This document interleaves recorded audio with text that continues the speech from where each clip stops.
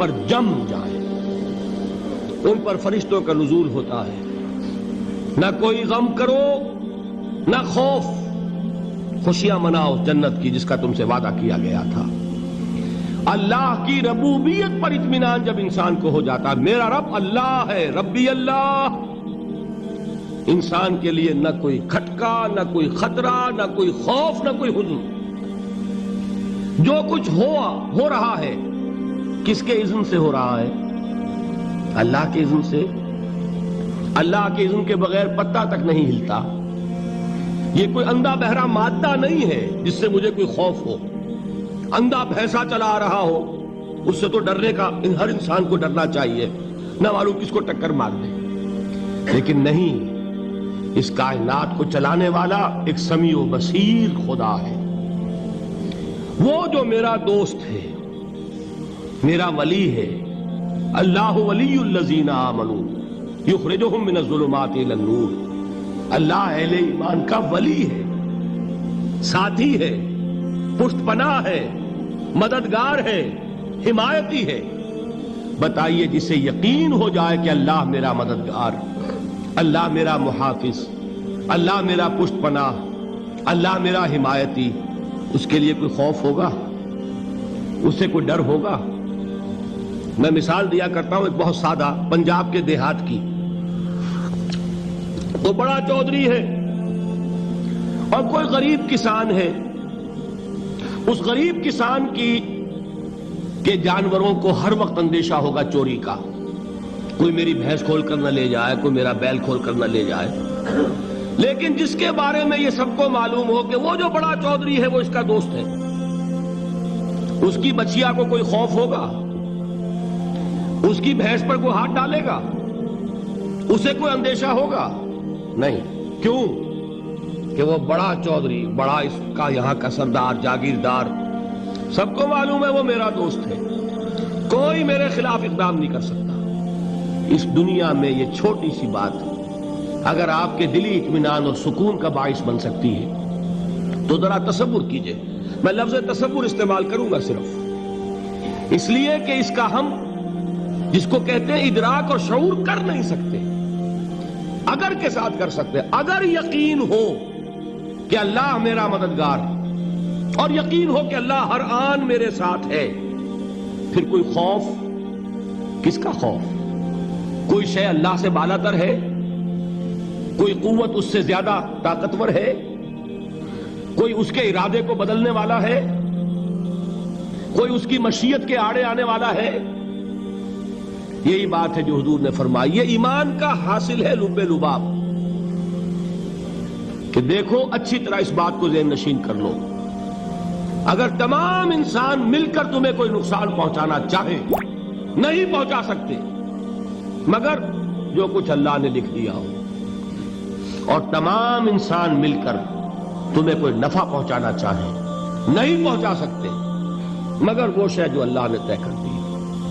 آپ پھر میں کہوں گا ذرا طاری کیجئے، اسے فرض کیجئے، اسے سوچئے. اگر اس حدیث پر ہمارا دل ٹھکا ہوا ہو تو کسی سے ڈر ہوگا؟ یہ مجھے نقصان نہ پہنچا دے، یہ میری رپورٹ خراب نہ کر دے، یہ میری انکریمنٹ نہ رکوا دے، یہ میرا یہ نہ بگاڑ دے، یہ میرے یہ نقصان نہ پہنچا دے. اس کا ڈر، اس کا ڈر، اس کا خوف، اس کی خوشامد، اس کے لیے جا کر طرح طرح سے اپنی عزت نفس کو ذلیل کروانا اس کے سامنے. یہ سب کچھ کیوں کرتا ہے انسان؟ جب سمجھتا ہے کہ اس کے ہاتھ میں میرا کوئی نفع ہے، اس کے ہاتھ میں میرے لیے کوئی ضرر ہے، یہ مجھے کوئی غضب پہنچا سکتا ہے، یہ مجھے کوئی نقصان پہنچا سکتا ہے، یہ میرا کوئی کام بنا سکتا ہے، یہ میری کوئی ضرورت پوری کر سکتا ہے. اسی کا نام شرک ہے. جہاں آپ نے یہ سمجھا کہ غیر اللہ کے اندر کوئی طاقت موجود ہے وہی شرک ہے. بتوں سے تجھ کو امیدیں، خدا سے نومیدی، مجھے بتا تو صحیح اور کافری کیا ہے. شرک تو یہ ہے. جس پر بھی تمہیں یہ خیال ہے کلمہ ہے، یہ کلمہ سوم، لا حول ولا قوت الا باللہ. ذرا اس پر دل کو کبھی اگر آپ تصور کریں، پھر فرض کریں، دل ٹھک جائے اس پر، کوئی طاقت نہیں. یہی بات تھی جو شیخ عبد القادر جیلانی رحمۃ اللہ علیہ نے اپنی وصیت میں اپنے بچے سے کہی 11ਵੀं دینے والے ہیں، لیکن حضرت شیخ عبد القادر جیلانی کی وصیت اور تعلیمات کو کتنے لوگ ہیں تم جانتے ہو؟ یہ جن مقامات تک پہنچے ہیں وہ کس چیز کی بدولت پہنچے ہیں؟ انہوں نے جو پیغام دیا وہ کیا تھا؟ اے میرے بچے، جس طریقے سے قرآن مجید میں حضرت لقمان کی نصیحتیں جو ہے نقل کر دی گئی ہیں، میں یہ عرض کروں گا بالفرض اگر قرآن حضرت عبد القادر جیلانی کے بعد نازل ہوا ہوتا تو شیخ عبد القادر کی یہ نصیحتیں بھی قرآن میں درج ہوتی۔ اتنی اونچی نصیحتیں ہیں۔ اے میرے بچے، اس حقیقت کو ذہن نشین کر لے، لا فاعل فی الحقیقت ولا مؤثر الا اللہ۔ اس کائنات میں نہ کوئی فاعل حقیقی ہے نہ مؤثر حقیقی ہے سوائے اللہ کے۔ کسی شے میں کوئی تاثیر نہیں اگر اللہ نہ چاہے۔ آگ جلا نہیں سکتی اگر اللہ نہ چاہے، پانی ڈبو نہیں سکتا اگر اللہ نہ چاہے، زہر ہلاک نہیں کر سکتا اگر اللہ نہ چاہے، کوئی چیز فائدہ نہیں پہنچا سکتی اگر اللہ نہ چاہے۔ تو در در پہ کیوں سر جھکاتے ہو؟ در در پر کیوں جبیں سائی کرتے ہو؟ سب کے سامنے کیوں ہاتھ پھیلاتے ہو؟ ایک اللہ سے مانگو، ایک اللہ کے سامنے زمین پر اپنی جبین رکھو۔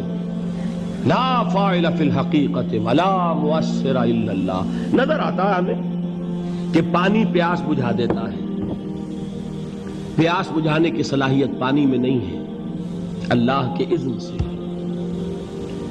کھانا بھوک مٹا دیتا ہے، بھوک مٹانے کی صلاحیت کھانے میں نہیں ہے، اذن رب میں۔ دیکھیے یہی یقین تھا حضرت موسیٰ علیہ السلام کا واقعہ یاد کیجئے۔ سامنے سمندر آ گیا ہے، قوم دیکھتی ہے پیچھے کہ گرد و غبار کا طوفان ہے۔ معلوم ہوا کہ فرعون اپنے لشکر سمیت آ گیا ہے۔ لشکر جب چلتا تھا تیز رفتاری کے ساتھ تو گرد و غبار کا جو طوفان اٹھتا تھا اس کا تصور کیجئے، اور لمحہ بلمحہ وہ قریب آ رہا ہے۔ پوری قوم نے کیا کہا؟ اے موسیٰ انا لمدرکون، اے موسیٰ ہم کو پکڑے گئے۔ قرآن مجید نے تو یہاں وہ باتیں نہیں لکھی ہیں، لیکن تورات میں یہ درج ہے کہ بنی اسرائیل جھگڑنے لگے، دست و گریبان ہو گئے موسیٰ کے ساتھ۔ موسیٰ ہمیں یہاں مروایا لا کر، اس سے تو ہم ہی بہتر تھے، وہاں کھانے کو ملتا تھا، زندگی تو تھی، بیگار ہم کر رہے تھے، موت تو نہیں تھی۔ اب جو کچھ ہوگا اس کا تصور کرو، جس طریقے سے ہمارے ٹکڑے اڑائے جائیں گے۔ تو لڑ رہے ہیں حضرت موسیٰ علیہ السلام سے۔ یہ تورات کی تفصیل ہے۔ قرآن میں صرف اتنا آیا ہے، پریشان ہو کر انہوں نے کہا انا لمدرکون، موسیٰ ہم تو پکڑے گئے۔ اس وقت موسیٰ کا جواب کیا ہے؟ کلا ان معی ربی سیہدین، نہیں، میرے ساتھ میرا رب ہے، وہ راستہ دے گا۔ بتائیے کہاں راستہ نظر آ رہا ہے؟ یہ ہے ایمان بالغیب۔ راستہ نظر نہ آئے تب اللہ پر یقین ایمان ہے۔ جیب میں پیسے ہوں اور تب دل کو اطمینان ہے تو ایمان کس پر ہوا؟ پیسے پر، اللہ پر نہیں۔ جب وسائل و ذرائع نہ ہو اور پھر یقین ہو کہ اللہ مسبب الاسباب ہے، وہ اسباب کا پابند نہیں ہے، وہ اسباب کا محتاج نہیں ہے، اسباب اس کے محتاج ہیں۔ اگر یہ یقین ہے تو اللہ پر ایمان ہے، یہ نہیں ہے تو تمہارا ایمان اسباب پر ہے، وسائل پر ہے، ذرائع پر ہے، مادیات پر ہے، اللہ پر نہیں۔ اس وقت کہاں راستہ تھا؟ کوئی راستہ تھا؟ سمندر ہے اور ادھر سے لشکر آ گیا ہے۔ کلا ان معی ربی سیہدین۔ اب دیکھیے ایمان کہہ دینا آسان ہے، ہوا معکم اینما کنتم، جہاں کہیں بھی تم ہوتے ہو اللہ تمہارے ساتھ۔